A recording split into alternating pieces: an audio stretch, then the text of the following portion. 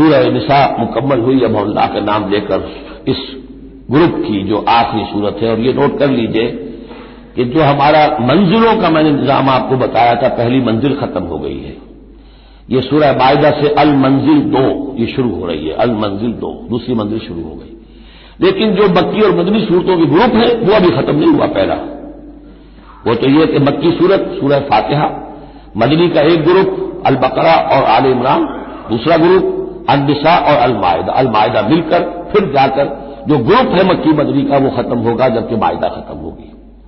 سورہ مائدہ کا بھی تقریباً اسلوب وہی ہے کہ جو سورہ نساء کا ہے، لیکن یہ کہ یہاں زیادہ جو زور ہے وہ اہل کتاب پر ہے. جیسا کہ میں نے آپ کو بتایا تھا کہ یہ جو گروپ ہے پہلا ان صورتوں کا، اس کے دو مضامین ہیں بنیادی. ایک شریعت اسلامی، شریعت اسلامی کا بلو پرنٹ ابتدائی خاکہ جو ہے وہ سورہ بقرہ میں، تکمیلی احکام اب اس میں آئیں گے. دوسرے اہل کتاب پر اتمام حجت اور آخری درجے میں دعوت، آخری فیصلہ کن باتیں جو ہیں وہ آپ کو اب ملیں گی اس سورہ مبارکہ میں.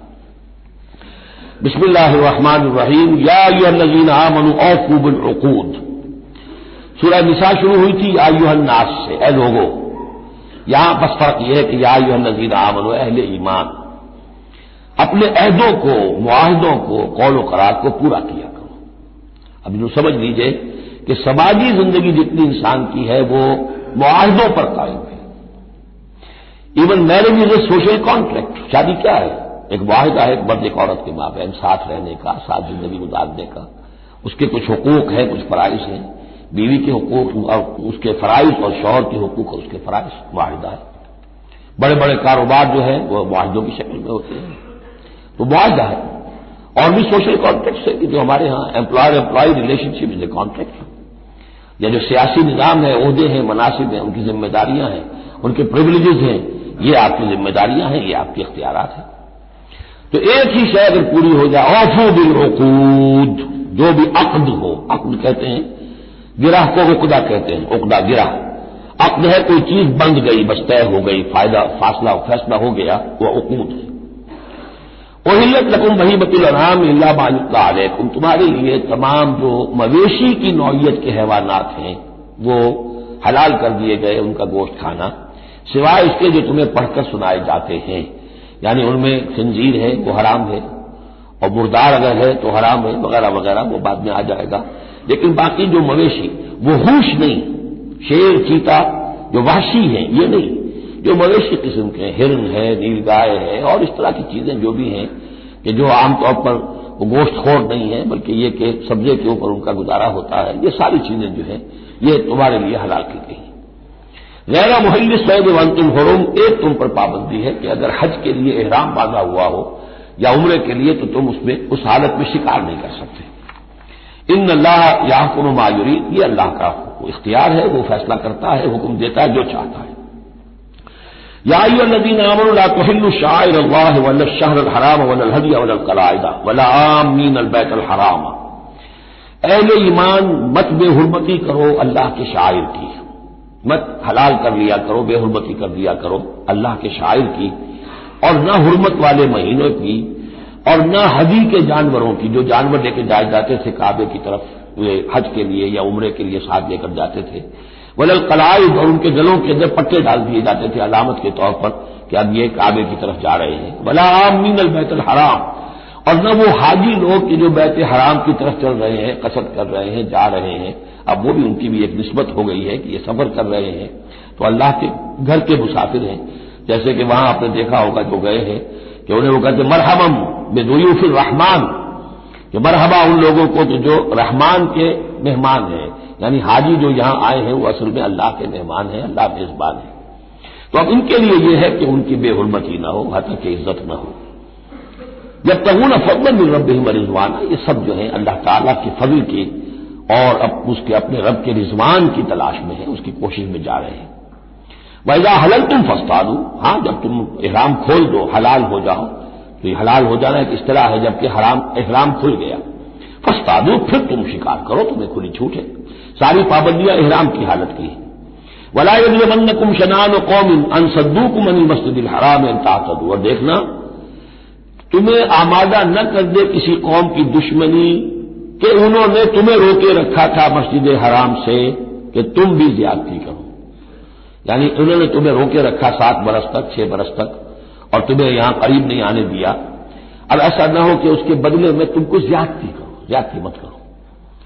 ولا یجرمنکم شنآن قوم، تمہیں آمادہ نہ کر دے کسی قوم کی دشمنی. اور دشمنی کس وجہ سے؟ ان صدوکم عن المسجد الحرام، کہ انہوں نے تمہیں روکے رکھا مسجد حرام سے. ان تعتدوا، کہ تم زیادتی کرنے لگو. وتعاونوا علی البر والتقوی، نیکی کے کاموں پر اور تقوی کے کاموں پر تعاون کیا کرو. ولا تعاونوا علی الاثم والعدوان، اور اسم، گناہ اور عدوان، ظلم اور زیادتی کے کاموں میں تعاون مت کرو. واتقوا اللہ ان اللہ شدید العقاب، اللہ کا تقوی اختیار کرو، یقیناً اللہ تعالیٰ سزا دینے میں بہت سخت ہے. دیکھیے انداز بالکل وہی ہے جو سورہ نساء کا ہے، وہی معاشرتی معاملات، اس کے بارے میں بنیادی اصول. اب یہاں تو پھر وہ آ رہی ہے آخری مرتبہ یہ آیت اور مزید وضاحت کے ساتھ. حرمت علیکم المیتۃ، تم پر حرام کیا گیا مردار، جو خود اپنی موت مر گیا جانور، وہ حرام ہو گیا. والدم، دمو اور خون، ولحم الخنزیر اور خنزیر کا گوشت، وما اہل لغیر اللہ بہ، اور جس پر پکارا گیا اللہ کے سوا کسی اور کا نام، کسی اور کے نام نامزد ہے، کسی اور کا تقرب حاصل کرنے کے لیے اس کا وہ جو ہے ذبح کیا جا رہا ہے. والمنخنقۃ، اور وہ جانور جو گلا گھٹنے سے مر گیا. کبھی ایسا ہوتا ہے کہ کوئی بکری ہے یا کچھ اور ہے، وہ اپنی زنجیر جس میں بندھی ہوئی ہے اسی کا کوئی پھندا ایسا لگ جاتا ہے، اب وہ جتنی کوشش کرتی ہے اس پھندے سے نکلنے کی وہ گلا گھٹ جاتا ہے، مر جاتی ہے. تو یہ بھی مردار کے حکم میں ہے. والموقوذۃ، یا چوٹ لگنے سے کسی جانور کی موت واقع ہو گئی، وہ بھی مردار کے حکم میں ہوگا. والمتردیۃ، یا اونچی جگہ سے کہیں سے کوئی جانور گرا ہے، گردن ٹوٹ گئی ہے، مر گیا ہے، وہ بھی مردار ہے. والنطیحۃ، کسی اور نے جانور نے سینگ مارا ہے، اس کے صدمے سے وہ ہلاک ہو گیا ہے جانور، تو وہ بھی حرام ہو گیا. یعنی میتہ کی مزید 4 قسمیں. یہی نہیں ہے کہ کسی بیماری سے جانور مرا ہو، لیکن یہ کہ یہ مرنے کی، ذبح ہونے کی نوبت نہیں آئی، اس کے جسم سے خون نکلنے کا امکان نہیں رہا، اس کا خون جو ہے اس کے جسم کے اندر ہی جم گیا ہے، اس کے گوشت کا حصہ بن گیا ہے، لہذا وہ مردار کے حکم میں. وما اکل السبع الا ما ذکیتم، اور جسے کھا لیا ہو درندوں نے مگر یہ کہ جسے تم ذبح کر لو. فرض کیجئے کہ کسی شیر نے یا کسی چیتے نے کسی ہرن کے اوپر حملہ کیا، لیکن اس سے پہلے کہ وہ ہرن مرتا وہ شیر بھاگ گیا، آپ نے کوئی فائر کیا وہ بھاگ گیا، ابھی ہرن میں جان ہے، آپ نے جا کے ذبح کر لیا، تو وہ پھر آپ کے لیے جائز ہے، کیونکہ ابھی اس میں جان تھی، ذبح آپ نے کیا ہے، تو اب یہ کہ اس میں سے وہ خون نکل جائے گا. تو جہاں جہاں شیر کا منہ لگا ہو اس حصے کو کاٹ کر پھینک دیجیے، باقی آپ کھا سکتے ہیں. الا ما ذکیتم، سوائے اس کے جسے تم نے ذبح کر لیا. وما ذبح علی النصب، اور یہ بھی تمہارے لیے حرام کیا گیا کہ تم استھانوں پہ جا کر ذبح کرو. یہ خاص جگہ ہے، یہ خاص جو ہے وہ کسی ولی اللہ کا بازار ہے، وہاں جا کے ذبح کرنا، یا کسی دیوتا یا دیوی کا کوئی استھان ہے، وہ بھی اب حرام ہو گیا. وَأَن تَسْتَقْسِمُوا بِالْأَزْلَامِ، یا جوئے کے تیروں کے ذریعے سے تقسیم کرو. یہ بھی ایک جوئے کی شکل ہو جاتی تھی. وہ لوگ یہ کرتے تھے، قربانی اپنی کی، اس کے بعد گوشت کے ڈھیر لگا دیے، اب تیروں کے ذریعے سے جوا کھیل رہے ہیں تو بڑے بڑے ڈھیر جو ہے اس کے اندر داؤ پر لگ رہے ہیں. ذالکم فسق، یہ تمام چیزیں جو ہیں گناہ کے کام ہیں. الیوم یئس الذین کفروا من دینکم، دیکھو اب یہ کافر لوگ تمہارے دین سے مایوس ہو چکے ہیں، یعنی یہ سمجھ چکے ہیں کہ نظام تو اب اللہ ہی کا رہے گا. اب یہاں پر چونکہ سورہ مائدہ جیسے کہ میں نے اس کی آخری صورتوں میں سے ہے، لہٰذا اب انہیں یہ تو توقع نہیں ہے کہ اسلام کا راستہ روک سکیں گے، لیکن وہ یہ ضرور چاہیں گے کہ اس قسم کی چیزیں تمہارے اندر جاری رہیں، اس طرح کی چیزیں جیسے ہمارے ہاں بھی ہندوانہ اثرات چلتے رہے بہت عرصے تک، اب بھی چل رہے ہیں. تو الیوم یئس الذین کفروا من دینکم، تمہارے دین سے تو مایوس ہو چکے ہیں کہ اب یہ دین تو انہی کا ہوگا اور ہمارا دین ختم ہوا. فلا تخشوهم واخشونی، تو اب ان سے مت ڈرو، مجھ سے ڈرو. الیوم اکملت لکم دینکم، آج کے دن میں نے تمہارے لیے تمہارے دین کی تکمیل فرما دی ہے. واتممت علیکم نعمتی، اور تم پر اتمام فرما دیا ہے اپنی نعمت کا. ورضیت لکم الاسلام دینا، اور تمہارے لیے میں نے پسند کر لیا ہے ہمیشہ ہمیشہ کے لیے میرے ہاں پسندیدہ اور مقبول دین صرف اسلام ہے. فمن اضطر فی مخمصۃ، اب یہ جو حکم دیا گیا تھا یہ چیزیں حرام ہیں، تو لیکن کوئی شخص اگر اضطرار میں آ جائے، شدید فاقہ ہے، بھوک ہے، جان نکل رہی ہے، غیر متجانف للاسم، اس میں گناہ کی طرف کوئی رجحان نہ ہو، کوئی شرارت دل کے اندر نہ ہو کہ میں نے واقعی یہ سور حرام ہے لیکن ذرا چکھ کے دیکھنا ہی حال تو کیسا ہے، نہیں، جان پر بنی ہوئی ہے لیکن اس قسم کا خیال کوئی نہ ہو. فإن اللہ غفور الرحیم، تو اللہ تعالیٰ غفور اور رحیم ہے. یسألونک ماذا أحل لهم، اے نبی آپ سے پوچھتے ہیں کہ ان کے لیے کیا کچھ حلال ہے. قل احل لکم الطیبات، تمہارے لیے سب پاکیزہ چیزیں حلال کر دی گئی. وما علمتم من الجوارح مکلبین تعلمونہن مما علمکم اللہ، اور جو تم چھوڑتے ہو سدھاتے ہو شکاری جانوروں کو، جنہیں تم چھوڑتے ہو شکار کے لیے، انہیں تم نے سدھایا ہے، سکھایا ہے اس میں سے کہ جو اللہ نے تمہیں سکھایا ہے. فکلوا مما امسکنا علیکم، تو اب وہ اگر جا کر آپ نے کتا چھوڑا ہے، اس نے خرگوش کو پکڑ لیا ہے یا کسی اور جانور کو، فإن امسکنا علیکم، اگر انہوں نے روکے رکھا ہے تمہارے لیے اس شکار کو تو اس کو کھاؤ. واذکروا اسم اللہ علیہ، اس پر اللہ کا نام لو. واتقوا اللہ، اور اللہ تعالیٰ کا تقوی اختیار کرو. ان اللہ سریع الحساب، یقیناً اللہ تعالیٰ حساب لینے میں بہت جلدی کرتا ہے، یا حساب لینے میں اسے دیر نہیں لگتی. الیوم احل لکم الطیبات وطعام الذین اوتوا الکتاب حل لکم وطعامکم حل لہم والمحصنات من المؤمنات والمحصنات من الذین اوتوا الکتاب من قبلکم اذا آتیتموہن اجورہن محصنین غیر مصافحین ولا متخذی اخدان فمن یکفر بالایمان فقد حبط عملہ وہو فی الآخرۃ من الخاسرین. صدق اللہ العظیم. الیوم احل لکم الطیبات، یہ وہی انداز ہے کہ الیوم اکملت لکم دینکم واتممت علیکم نعمتی ورضیت لکم الاسلام دینا. آج کے دن تمہارے لیے تمام پاکیزہ چیزیں حلال کر دی گئیں. یعنی اگر اس سے پہلے کوئی مختلف مذاہب میں، یہود کی شریعت میں حضرت یعقوب علیہ السلام کی بات پسند و ناپسند جو ذاتی تھی اس کی بنا پر کوئی رکاوٹیں ہو گئی تھیں، یا یہ کہ مشرکانہ جو اوہام تھے ان کی وجہ سے تمہارے ذہنوں میں کچھ الجھنیں تھیں، آج ان سب کو صاف کیا جا رہا ہے. الیوم احل لکم الطیبات، تمام صاف ستھری پاکیزہ چیزیں تمہارے لیے حلال ہیں. وطعام الذین اوتوا الکتاب حل لکم، اور ان لوگوں کا کھانا بھی کہ جنہیں کتاب دی گئی تھی تمہارے لیے حلال ہے. لیکن اس میں ظاہر ہونا چاہیے کہ ان کا کھانا کہ جو ظاہر بات ہے کہ اگر عیسائی سور کھا رہا ہوگا تو وہ ہمارے لیے حلال نہیں ہوگا. مطلب یہ کہ ان کا گوشت ذبح کیا ہوا اگر ہو حلال جانور کا تو وہ ہم کھا سکتے ہیں. جانور حلال ہو، اور نمبر دو کہ اسے ذبح کیا گیا ہو. وطعامکم حل لہم، اسی طرح تمہارا کھانا بھی ان کے لیے حلال ہے. والمحصنات من المؤمنات، اور تمہارے لیے شادی کرنا بھی حلال ہے ان سے بھی کہ جو خاندانی خواتین ہوں اہل ایمان میں سے. والمحصنات من الذین اوتوا الکتاب من قبلکم، اور خاندانی خواتین ان لوگوں کی کہ جنہیں کتاب دی گئی تھی تم سے پہلے. یعنی مسلمان مرد جو ہے عیسائی اور یہودی خاتون سے شادی کر سکتا ہے. اذا آتیتموہن اجورہن، جبکہ تم انہیں ادا کر دو ان کے مہر. محسنین، نیت یہ ہو کہ انہیں گھر میں بسانا ہے، مستقل ایک خاندان کا ادارہ وجود میں لانا ہے. غیر مصافحین، صرف شہوت رانی کے لیے نہیں، صرف مستی نکالنے کے لیے نہیں. ولا متخذی اخدان، اور نہ ہی کوئی چھپی دوستی یاریاں بنانے کے لیے. کھلم کھلا نکاح ہو، ایک مسلمان مرد کسی عیسائی عورت سے، کسی یہودی عورت سے نکاح کر سکتا ہے. اس کے ضمن میں آج کل بہت سے اشکالات ہیں لوگوں کو، تو اس کے ضمن میں وضاحت کیے دیتا ہوں کہ جہاں تک تو شریعت کا اصل حکم ہے وہ تو یہ ہے، اور چونکہ شریعت محمد رسول اللہ پر پوری ہو چکی ہے اس میں کوئی تغیر و تبدل نہیں ہو سکتا، لہذا اس کو منسوخ ہم نہیں کر سکتے. یہ تو قانون جو ہے قائم رہے گا، اور یہ اس کا جواز جو ہے کچھ لوگوں کو اس کے خلاف جو مصلحتیں نظر آتی ہیں وہ اپنی جگہ پر صحیح ہیں، لیکن اس کے باوجود قانون کو بدلا نہیں جا سکتا. اگر ایک خالص اسلامی ریاست ہو تو کچھ عرصے کے لیے کسی ایسی اجازت کو موقوف کیا جا سکتا ہے. جیسے حضرت عمر رضی اللہ تعالیٰ عنہ نے ایک زمانے میں جبکہ قحط پڑا ہوا تھا تو قطع ید کی سزا جو ہے چوری پر ہاتھ کاٹنے کی سزا کو موقوف کر دیا تھا کہ حالات ایسے ہیں. اسی طرح سے عارضی طور پر کسی حکم میں کسی ایگزیکٹو آرڈر کے ذریعے سے، اسلامی حکومت کے کسی عارضی حکم کے ذریعے سے کوئی پابندی لگ سکتی ہے. مثلاً چونکہ صورتحال یہ ہے کہ مسلمان مردوں کو اجازت ہے عیسائی اور یہودی عورتوں سے شادی کی، مسلمان عورت کی شادی نہیں ہو سکتی کسی بھی عیسائی یا یہودی مرد سے. اب اس کی کیا علت ہے کہ عام طور پر سمجھا یہی جاتا ہے کہ مرد غالب ہوتا ہے، لہذا اس کا امکان ہے کہ وہ اپنی بیوی کو سیدھے راستے پر لے آئے گا، نہ یہ کہ اس کی بیوی اسے غلط راستے پر لے جائے گی.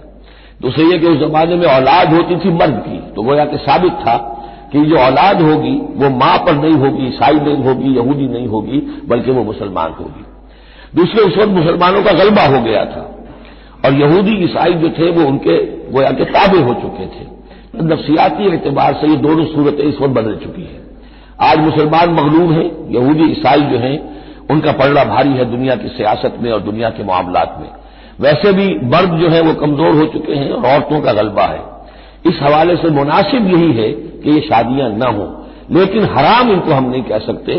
البتہ کوئی اگر اسلامی ریاست کہیں قائم ہو جائے تو پھر وہ وقتی طور پر جب تک کہ حالات میں کوئی اور تبدیلی نہ ہو جائے مصلحتوں کے پیش نظر اس اجازت کو عارضی طور پر منسوخ کر سکتی ہے. وَمَن يَكْفُرْ بِالْإِيمَانِ فَقَدْ حَبِطَ عَمَلُهُ، تو جس شخص نے ایمان کے ساتھ کفر کیا اس کے تمام اعمال حبط ہو گئے. اب اس میں اشارہ اہل کتاب کی طرف بھی ہو سکتا ہے کہ پہلے وہ صاحب ایمان تھے. جب تک محمد الرسول اللہ تشریف نہیں لائے جو حضرت عیسیٰ کو مانتا تھا وہ مومن تھا، جو حضرت موسیٰ کو مانتا تھا مومن تھا. لیکن یہ کہ اب اگر وہ نہیں مان رہے تو گویا کہ وہ کفر کر رہے ہیں. اور دوسری یہ کہ کوئی شخص ایمان کا مدعی ہو کر ایسی حرکتیں کرے کہ جو کہ کافرانہ ہے تو اس کے تمام اعمال حبط ہو جائیں گے. وہ ہوا پھر آخرت من الخاسرین، اور آخرت میں وہ ہوگا بڑے خسارہ پانے والوں میں. یا ایھا الذین آمنوا اذا قمتم الی الصلاۃ، اے اہل ایمان جب تم کھڑے ہو ارادہ کرو قصد کرو نماز کا، فاغسلوا وجوہکم وایدیکم الی المرافق، تو دھو لیا کرو اپنے چہرے بھی اور اپنے دونوں ہاتھ بھی کہنیوں تک. وامسحوا برؤوسکم، اور اپنے سروں پر مسح کر لیا کرو. وارجلکم، اور دھو لیا کرو اپنے پاؤں کو بھی الی الکعبین، ٹخنوں تک. یہ ارجلکم اور ارجلکم دونوں قرأتیں ہمارے ہاں بھی ہیں، مستند قرأتوں میں ہیں. اہل تشیع جو ہے ویسے اس کو مستقل ارجلکم پڑھتے ہیں اور ان کے نزدیک یہ مسح کے ساتھ ہے. وامسحوا برؤوسکم وارجلکم، مسح کر لیا کرو اپنے سروں پر بھی اور پیروں پر بھی. لیکن یہ کہ ہمارے اہل سنت کے نزدیک یہ ارجلکم ہے، اور اس میں چونکہ الی الکعبین کا آ گیا اضافہ، اگر صرف مسح ہوتا تو اس میں کوئی حد بیان کرنے کی ضرورت نہیں تھی. لہذا الی الکعبین کے اضافے سے وہ بالکل اس کے مساوی ہو گیا ہے الی المرافق. جیسے ہاتھوں کو دھونا ہے کوہنیوں تک، ایسے ہی پاؤں کو دھونا ہے ٹخنوں تک. وَإِن كُنتُمْ جُنُبًا فَاطَّهَّرُوا، اور اگر تم حالت جنابت میں ہو تو پھر تم اور زیادہ پاکی حاصل کرو، یعنی غسل کرو، پورے جسم کا غسل کرو. وَإِن كُنتُمْ مَرْضَىٰ أَوْ عَلَىٰ سَفَرٍ، اور اگر تم بیمار ہو یا سفر پر ہو، اور جاء أَحَدٌ مِّنكُم مِّنَ الْغَائِطِ، یا کوئی تم میں سے کسی نشیبی جگہ سے ہو کر آئے. عام طور پر قضاء حاجت کے لیے لوگ نشیبی جگہوں پر جاتے تھے. اور لامستم النساء، یا تم نے عورتوں سے مقاربت کی ہو. فلم تجدوا ماء، اور تم نہ پاؤ پانی. فتیمموا صعیدا طیبا، تو ارادہ کرو پاک مٹی کا. فامسحوا بوجوہکم وایدیکم منہ، تو اس سے اپنے چہروں اور ہاتھوں کو مل لو. ما یرید اللہ لیجعل علیکم من حرج، اللہ یہ نہیں چاہتا کہ تم پر کوئی تنگی کرے. پانی نہیں ہے تو مٹی سے. ولکن یرید لیطہرکم، لیکن یہ ضرور چاہتا ہے کہ وہ تمہیں پاک کرے. ولیتم نعمتہ علیکم، اور تم پر اپنی نعمت کا اتمام فرمائے. لعلکم تشکرون، تاکہ تم شکر کا حق ادا کر سکو. واذکروا نعمت اللہ علیکم ومیثاقہ الذی واثقکم بہ. اب دیکھیے ایک میثاق وہ تھا کہ جو بنی اسرائیل سے لیا گیا، اب یہ میثاق اہل ایمان سے ہو رہا ہے. یہ سورت شروع ہوئی ہے یا ایھا الذین آمنوا سے. اور یاد رکھنا اپنے اس میثاق کو، اپنی اس نعمت کو جو تم پر ہوئی ہے اللہ کی طرف سے، اور وہ میثاق جو اس نے تم سے باندھ لیا ہے، جس میں اس نے تمہیں باندھ لیا ہے. واثقکم بہ اذ قلتم سمعنا واطعنا، جب تم نے کہا سمعنا واطعنا. سورہ بقرہ کی آخری آیت کہاں ختم ہوئی تھی؟ سمعنا واطعنا، آخری سے پہلی غفرانک ربنا والیک المصیر. جو مسلمان بھی کہتا ہے سمعنا واطعنا، گویا کہ وہ ایک میثاق میں، ایک بہت گاہے معاہدے کے اندر اللہ کے ساتھ بندھ گیا. اب اسے اللہ کی شریعت کی پابندی کرنی ہے. واذکروا نعمت اللہ علیکم ومیثاقہ الذی واثقکم بہ اذ قلتم سمعنا واطعنا واتقوا اللہ، اللہ کا تقوی اختیار کرو. ان اللہ علیم بذات الصدور، یقیناً اللہ تعالیٰ جو سینوں کے اندر چیزیں پنہا ہیں ان سے بھی واقف ہے. یا ایھا الذین آمنوا کونوا قوامین للہ شہداء بالقسط. اب وہ آیت نمبر 135 میں نے نوٹ کرائی تھی سورہ نساء کی، اور یہ آیت نمبر 8 ہے سورہ مائدہ کی. یہ ایک ہی مضمون، وہی نسبت زوجیت کو سمجھ لیجیے. صرف یہ کہ عکسی ترتیب ہے. وہاں تھا یا ایھا الذین آمنوا کونوا قوامین بالقسط شہداء للہ، یہاں ہے کونوا قوامین للہ شہداء بالقسط. ایک حقیقت تو میں نے سوچ بیان کر دی تھی کہ گویا کہ معلوم ہوا کہ اللہ اور قسط مترادف ہے. اللہ کے لیے کھڑے ہو جاؤ، قسط کے لیے کھڑے ہو جاؤ. اللہ کے گواہ بن جاؤ، قسط کے گواہ بن جاؤ. تو گویا کہ اللہ اور قسط یہ مترادف ہے. دوسرا مفہوم جو کہ آج سامنے آ رہا ہے اس کو سمجھ لیجئے کہ کسی معاشرے میں عدل قائم کرنا، ایک تو یہ کہ عام انسان کی جو اس کی نفسیات ہے، اس کی فطرت ہے، اس کا تقاضا بھی یہ ہے کہ انسان چاہتا ہے کہ انصاف ہو. آج پوری نوع انسانی انصاف کی تلاش میں گھوم رہی ہے. بادشاہت سے نجات حاصل کی تھی، جمہوریت کی طرف آئے تھے کہ غلامی سے نجات ملے، انصاف ہونا چاہیے، انسان پر حاکم بن کر بیٹھ جائے، یہ تو کوئی حق نہیں ہے کسی کو. لیکن یہ کہ اس کا نتیجہ کیا ہوا کہ کیپٹلزم کی لعنت میں گرفتار ہو گئے. سرمایہ داروں کی جو ہے وہ ایک ڈکٹیٹریٹ اور آمریت قائم ہو گئی. اس سے نجات پانے کے لیے کمیونزم کے پاس گئے، وہ پھر ایک پارٹی ڈکٹیٹرشپ قائم ہو گئی. ایک سے ایک رست از یک بنتا افتاد در بندے دیگر. ایک قید سے نجات نہیں پائی کہ دوسری قید کے اندر پھر پھنس گئے. اب انسان کدھر جائے گا؟ لیکن یہ کہ فطرت کے اندر ہے کہ عدل اور انصاف انسان چاہتا ہے. ایک تو یہ ہے کہ اس فطرت کے تقاضے کو پورا کرتے ہوئے عدل کو قائم کرنے کے لیے انسان کھڑا ہو جائے. اور ایک اس سے اوپر کی منزل ہے کہ اصل العدل اللہ کی ذات ہے، اس کا دیا ہوا نظام جو ہے وہ ہے عادلانہ نظام. ہم اس کے وفادار ہیں، ہمارے ذمے ہے اس کے نظام کو قائم کرنا.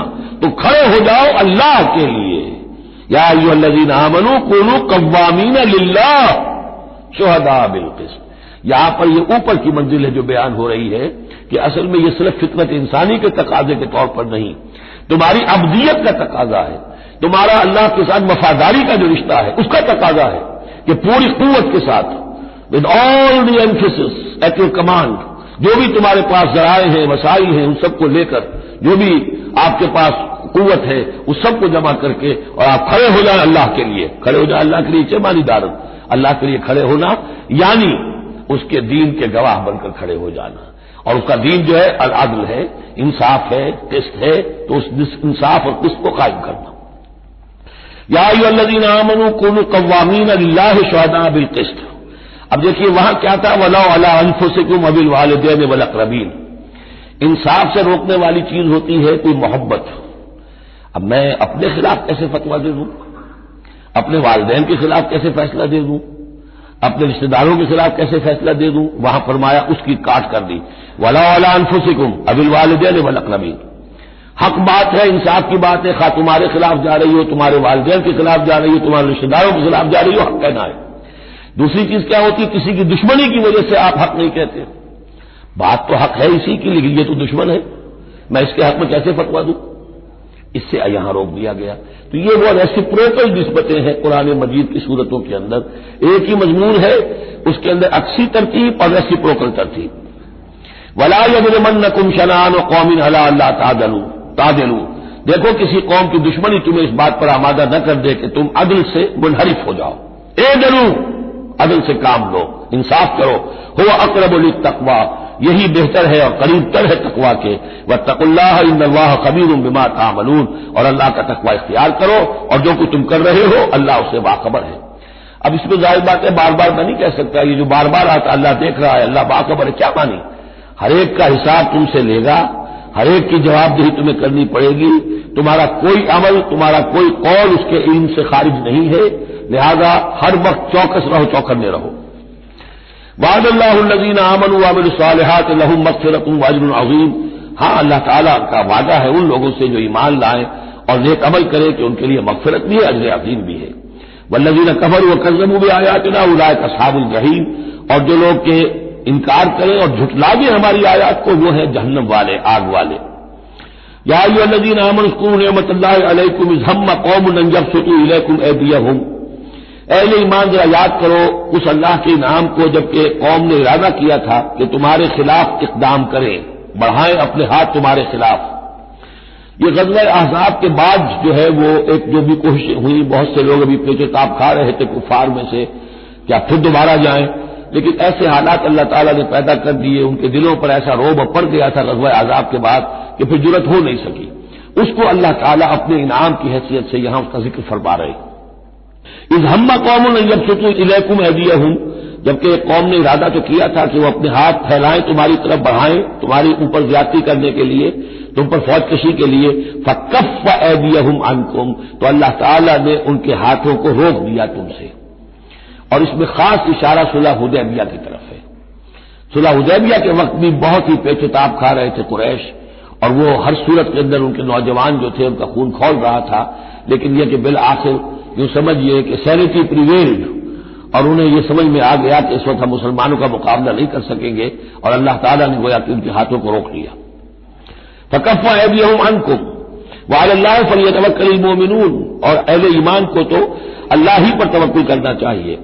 وَلَقَدْ أَخَذَ اللَّهُ مِيثَاقَ بَنِي إِسْرَائِيلَ، اب یہ بنی اسرائیل کی تاریخ کے کچھ واقعات آ رہے ہیں۔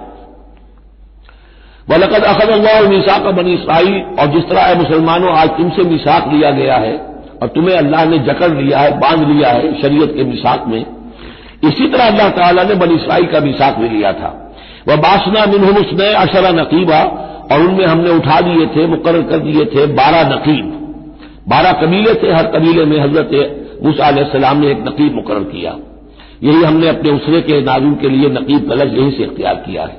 حضور نے بھی 12 نقیب مقرر کیے تھے انصار میں، 9 جو ہیں خزرج میں سے اور 3 اوس میں سے۔ وقال اللہ انی معکم، اور اللہ نے فرمایا تھا ان سے میں تمہارے ساتھ ہوں، یعنی میری مدد، میری تائید، نصرت تمہارے شامل حال رہے گی۔ لئن اقمتم الصلاۃ وآتیتم الزکاۃ، اگر تم نے نماز کو قائم رکھا اور زکوٰۃ ادا کرتے رہے، وآمنتم برسلی، اور میرے رسولوں پر تم ایمان لاتے رہے، آئیں گے پے بپے آئیں گے۔ حضرت موسیٰ کی بات سے لے کر تو 1400 برس تک تار ٹوٹا ہی نہیں، پھر ذرا سا وقفہ 600 برس کا ہوا، پھر حضور تشریف لائے۔ آمنتم برسلی وعزرتموہم، اور ان کی تم مدد کرتے رہو گے، واقرضتم اللہ قرضا حسنا، اور اگر تم اللہ کو قرض حسنہ دیتے رہو گے، اپنے مال خرچ کرتے رہو گے اللہ کے دین کے لیے، لأکفرن عنکم سیئاتکم، تو میں لازماً دور کر دوں گا تم سے تمہاری برائیوں کو، ولأدخلنکم جنات تجری من تحتها الانہار، اور میں لازماً داخل کروں گا تمہیں ان باغات میں جن کے دامن میں ندیاں بہتی ہوں گی۔ فمن کفر بعد ذلک، تو جس نے بھی کفر کیا اس کے بعد، منکم تم میں سے، فقد ضل سواء السبیل، تو وہ تو سیدھے راستے سے بھٹک کر رہ گیا۔ فبما نقضهم ميثاقهم لعناهم، بس ان کے اپنے اسی عہد کو توڑنے کے باعث ہم نے ان پر لعنت فرمائی۔ یہ لعناهم جو میں نے وہاں پر محذوف قرار دیا تھا، یہاں پر وہ واضح آ گیا۔ فبما نقضهم ميثاقهم لعناهم، ہم نے ان کے اسی میثاق کو توڑنے کے پاداش میں ان پر لعنت فرمائی۔ وجعلنا قلوبهم قاسیہ، اور ان کے دلوں کو سخت کر دیا۔ ثم قست قلوبكم فهي كالحجارة أو أشد قسوة، یحرفون الکلم عن مواضعہ، وہ کلام کو اس کے اصل مقام سے ہٹاتے ہیں۔ ونسوا حظا مما ذکروا به، اور وہ جو کچھ کہ ان کو دیا گیا تھا نصیحت کے طور پر، ہدایت کے طور پر، اس کے اکثر حصے کو بھول گئے یا اس سے فائدہ اٹھانا انہوں نے چھوڑ دیا۔ ولا تزال تطلع على خائنة منهم، اور اے نبی آپ ہمیشہ ان کی طرف سے خیانت کی اطلاعیں پاتے رہیں گے۔ آپ کو معلوم ہے کہ حضور جیسے مدینے پہنچے تھے تو آپ نے پہلے 6 مہینے میں جو 3 کام کیے، کنسالیڈیشن اپنی پوزیشن کی مدینہ منورہ میں، ان میں سے ایک یہ بھی تھا کہ یہود کے 3 قبیلوں سے معاہدے کر لیے، جوائنٹ ڈیفنس آف مدینہ، کہ اگر مدینے پر حملہ ہوگا تو مل جل کر دفاع کریں گے۔ لیکن یہ کہ اس کے بعد یہ ہر قبیلہ ایک ایک کر کے غداری کرتا رہا، تو یہ حضور سے کہا جا رہا ہے ولا تزال تطلع علی خائنۃ منہم، ان کی طرف سے خیانتیں ہوتی رہیں گی، ہر وقت ہوتی رہیں گی۔ الا قلیلا منہم، سوائے ان میں سے چند کے، کچھ لوگ شریف بھی ہوں گے۔ فاعف عنہم واصفح، تو ابھی درگزر کیجئے اور ذرا معاف کیجئے۔ ان اللہ یحب المحسنین، یقیناً اللہ تعالی احسان کرنے والوں کو پسند فرماتا ہے۔ ومن الذین قالوا انا نصارى اخذنا میثاقهم، اور ان لوگوں سے بھی جنہوں نے یہ کہا کہ ہم نصارہ ہیں، ہم نے ان کا بھی میثاق لیا۔ اخذنا میثاقهم فنسوا حظا مما ذکروا، تو وہ بھی بھول گئے بڑا حصہ اس کا جو نصیحت انہیں کی گئی تھی، یا بھول گئے اس نصیحت سے فائدہ اٹھانا۔ فَأَغْرَيْنَا بَيْنَهُمُ الْعَدَاوَةَ وَالْبَغْضَاءَ إِلَىٰ يَوْمِ الْقِيَامَةِ، تو ہم نے ڈال دی ان کے مابین دشمنی اور بغض قیامت کے دن تک۔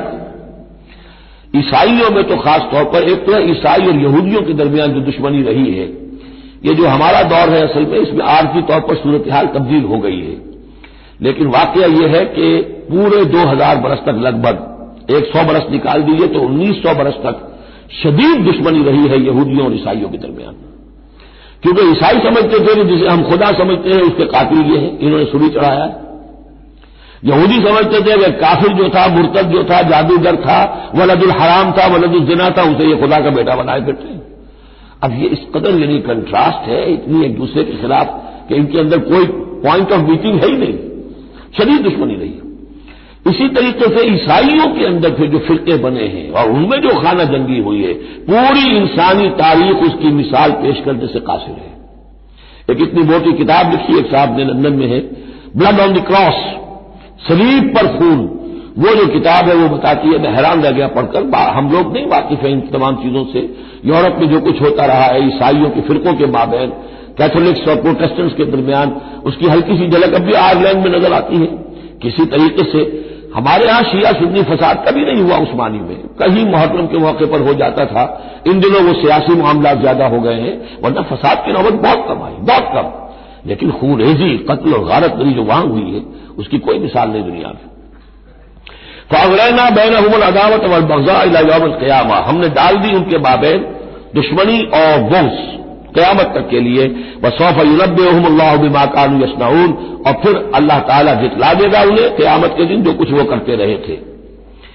یا اہل الکتاب قد جاءکم رسولنا، اب یہ وہی انداز ہے جو سورہ نساء کے آخر میں تھا، اے کتاب والو قد جاءکم رسولنا، آ گیا ہے تمہارے پاس ہمارا رسول صلی اللہ علیہ وسلم، یبین لکم کثیرا مما کنتم تخفون، جو ظاہر کر رہا ہے تم پر اکثر وہ چیزیں جو تم چھپا رہے تھے، من الکتاب، کتاب میں سے، ویعفو عن کثیر، ابھی بہت سی چیزوں سے تو درگزر بھی کر رہا ہے، تمہارے سارے بھانڈے نہیں پھوڑے اس نے۔ قد جاءکم من اللہ نور و کتاب مبین، آ چکا ہے تمہارے پاس اللہ کی طرف سے نور بھی اور روشن کتاب بھی۔ یہ مقام قرآن کا ایسا ہے کہ یہاں نور سے مراد احتمال میں حضور کی شخصیت بھی ہو سکتی ہے۔ وہاں میں نے کہا تھا انزلنا الیکم نورا مبینا، نازل کر دیا ہے تمہاری طرف ایک روشن نور، وہاں اس سے مراد قرآن بنتا ہے، اس لیے کہ حضور کے لیے لفظ انزلنا یہ صحیح نہیں، اس پر منطبق نہیں ہو سکتا بعثت کے لیے، لیکن یہاں جاءکم من اللہ نور و کتاب مبین، یہ بھی معنی ہو سکتے ہیں کہ نور بھی قرآن کو کہا گیا ہو، اور واو جو ہے یہ واو تفسیری ہو، آ گیا ہے تمہارے پاس نور یعنی کتاب مبین، یہ بھی معنی ہو سکتے ہیں، احتمال یہ بھی ہے، لیکن یہ کہ یہ احتمال بھی موجود ہے کہ یہاں نور سے مراد محمد الرسول اللہ صلی اللہ علیہ وسلم کی ذات مبارکہ ہو، اور اس سے مراد حضور کی روح ہے، روح پر نور ہے، اور اس اعتبار سے کہ حضور کی روح جو ہے اور آپ کی روحانیت آپ کے پورے وجود کے اوپر غالب تھی، چھائی ہوئی تھی، لہذا آپ کو مجسم نور بھی کہا جا سکتا ہے۔ یہ صرف یوں سمجھیے استعارے کا انداز ہے، اس میں کوئی حرج کی بات نہیں۔ قد جاءکم من اللہ نور و کتاب مبین یہدی بہ اللہ من اتبع رضوانہ سبل السلام، اس کے ذریعے سے اللہ تعالی رہنمائی فرماتا ہے ان کی جو اس کی رضا کے جویا ہیں، متلاشی ہیں، سلامتی کے راستوں کی ہدایت فرماتا ہے۔ وَيُخْرِجُهُم مِّنَ الظُّلُمَاتِ إِلَى النُّورِ، اور نکالتا ہے انہیں اندھیروں سے روشنی کی طرف بِإِذْنِهِ، اپنے حکم سے۔ وَيَهْدِيهِمْ إِلَىٰ صِرَاطٍ مُّسْتَقِيمٍ، اور ان کی رہنمائی فرماتا ہے، ہدایت دیتا ہے انہیں سیدھے راستے کی طرف۔ قد كفر الذين قالوا ان اللہ هو المسیح ابن مریم، یقیناً کفر کیا انہوں نے جنہوں نے کہا اللہ ہی مسیح ابن مریم ہے۔ دیکھیے حضرت عیسیٰ کے بارے میں یہ دو عقیدے رہے ہیں ان کے ہاں، ایک ہے گاڈ انکارنیٹ، اوتار کا عقیدہ جو ہندوؤں میں بھی ہے، رام چندر جی خدا کے اوتار، کرشن جی مہاراج خدا کے اوتار، یعنی خدا خود ہی انسانی شکل میں ظہور کر لیتا ہے۔ اسی طرح کا گاڈ انکارنیٹ کا کانسیپٹ عیسائیوں میں بھی رہا ہے، اور خاص طور پر جیکوبائٹس جو ان کا فرقہ رہا ہے وہ سختی کے ساتھ اس پر قائل تھا کہ اصل میں اللہ ہی نے حضرت مسیح کی شکل میں دنیا میں ظہور فرمایا ہے۔ جیسے ہمارے یہاں بھی بعض جو ہیں غلو میں آ کر محبت اور عقیدت اور عظمت محمد رسول اللہ صلی اللہ علیہ وسلم کی اس میں ایک حد سے تجاوز کرتے ہوئے کہہ دیتے ہیں کہ وہی جو مستوی عرش تھا خدا ہو کر اتر پڑا وہ مدینے میں مصطفیٰ ہو کر، یہ گویا کہ وہی اوتار کا عقیدہ ہے جو ہم نے دوسروں سے سیکھ لیا ہے۔ اسی طریقے کی بات یہ ہے ان کے ہاں لقد کفر الذین قالوا ان اللہ هو المسیح ابن مریم، ان لوگوں نے بھی کفر کیا جنہوں نے کہا کہ اللہ ہی ہے، مسیح ابن مریم جو ہے حقیقت میں اللہ ہی ہے جو اس شکل میں ظاہر ہوا ہے۔ قل فمن یملک من اللہ شیئا، تو ان سے پوچھئے کہ کون ہے جسے اختیار ہو اللہ کے مقابلے میں کچھ بھی، ان ارادہ یہلک المسیح ابن مریم، اگر وہ ہلاک کرنا چاہے مسیح ابن مریم کو، وامہ اور اس کی ماں کو بھی، مریم کو بھی، ومن فی الارض جميعا اور جو بھی زمین میں ہے ان سب کو ہلاک کرنا چاہے تو کون اس کا ہاتھ روک لے گا؟ وللہ ملک السماوات والارض وما بینہما، اور اللہ ہی کے لیے ہے بادشاہی آسمانوں کی اور زمین کی اور جو بھی کچھ ان دونوں کے مابین ہے۔ یخلق ما یشاء، وہ تخلیق فرماتا ہے جو چاہتا ہے، واللہ علی کل شیء قدیر، اللہ ہر چیز پر قادر ہے، جو چیز چاہتا ہے تخلیق فرماتا ہے۔ آدم کو تخلیق فرمایا، عیسیٰ کو تخلیق فرمایا، یحییٰ کو تخلیق فرمایا، اعجاز کے اور معجزہ ہونے کی مختلف شکلیں ہیں۔ وقالت الیہود والنصارى نحن ابناء اللہ واحباؤہ، اور یہ یہودی اور نصرانی کہتے ہیں ہم تو اللہ کے بیٹے ہیں، یعنی بیٹوں کے مانند لاڈلے، واحباؤہ اس کے بڑے چہیتے ہیں، پیارے ہیں۔ قل فلم یعذبکم بذنوبکم، تو ان سے کہیے کہ پھر وہ تمہیں عذاب کیوں دیتا رہا ہے تمہارے گناہوں کی پاداش میں؟ اللہ کی اولاد ہو، چہیتے ہو، نبوکدنضر کے ہاتھوں تمہیں پٹوایا، 6 لاکھ تمہارے قتل ہوئے، تمہارا ہیکل اول جو ہے وہ شہید ہوا، ایسیرینز کے ہاتھوں تمہاری سلطنت اسرائیل ختم ہوئی، پھر تمہیں یونانیوں نے رگڑا، پھر تمہیں رومیوں نے کس طریقے سے ایذائیں پہنچائی، اور تمہارا دوسرا جو ہیکل بنایا تھا وہ بھی گرا دیا۔ ایسے ہی لاڈلے ہوتے ہیں اللہ کے؟ یا اللہ اتنا ہی لاچار ہے، بیچارہ ہے، عاجز ہے؟ قل فلم یعذبکم بذنوبکم بل انتم بشر ممن خلق، نہیں، تم بھی انسان ہو جیسے کہ اور انسان اس نے بنائے ہیں۔ یغفر لمن یشاء، وہ جس کو چاہتا ہے بخشش فرماتا ہے، وہ یعذب من یشاء، جس کو چاہتا ہے سزا دیتا ہے۔ وللہ ملک السماوات والارض، اور آسمان اور زمین کی کل بادشاہی اللہ ہی کے لیے ہے، وما بینہما، اور جو کچھ ان دونوں کی مابین ہے ان کی بھی، وإلیہ المصیر، اور اسی کی طرف لوٹ جانا ہے۔ یا اہل الکتاب قد جاءکم رسولنا یبین لکم علی فترۃ من الرسل، پھر وہی بات لیکن یہاں ایک نئے نکتے کے ساتھ آئی ہے۔ اہل کتاب تمہارے پاس آ چکا ہے ہمارا رسول صلی اللہ علیہ وسلم، یبین لکم، جو تمہارے لیے واضح کر رہا ہے، بیان کر رہا ہے، علی فترۃ من الرسل، رسالت کے ایک انقطاع کے بعد۔ حضرت عیسیٰ اور حضور صلی اللہ علیہ وسلم کے مابین 600 برس ایسے گزرے ہیں کہ دنیا میں کوئی نبی کوئی رسول نہیں رہا۔ یہ فترت ہے، فترت ہے، وقفہ ہے عارضی، اور پھر حضور کی بعثت، اور پھر فترت دائمی، اب رسالت کا دروازہ ختم، 600 برس کے لیے عارضی بند، پھر حضور کی تشریف آوری، اور اب تا قیام قیامت دروازہ بند۔ یا اہل الکتاب قد جاءکم رسولنا یبین لکم علی فترۃ من الرسل ان تقولوا ما جاءنا من بشیر، مبادا تم یہ کہو کہ ہمارے پاس تو نہیں آیا کوئی بشارت دینے والا ولا نذیر، اور نہ کوئی خبردار کرنے والا۔ فقد جاءکم بشیر ونذیر، تو سن لو آ گیا ہے تمہارے پاس خبردار کرنے والا اور بشارت دینے والا۔ رسلا مبشرین ومنذرین لئلا یکون للناس علی اللہ حجۃ بعد الرسل وکان اللہ عزیزا حکیما، سورہ نساء کی وہ آیت اب آپ کے ذہن میں رہنی چاہیے، بنیادی آیت۔ واللہ علی کل شیء قدیر، اور اللہ ہر چیز پر قادر ہے۔